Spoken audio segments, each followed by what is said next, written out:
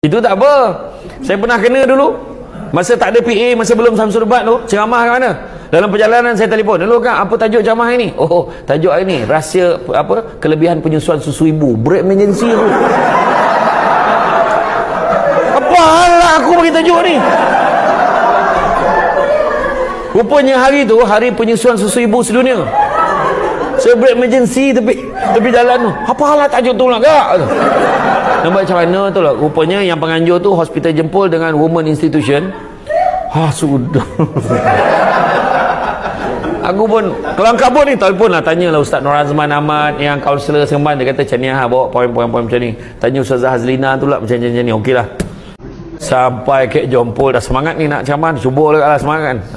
Sampai kat Dewan yang tengok semua tu tua. Saya cakap apa datang ni kawan? Susu dah kering apa?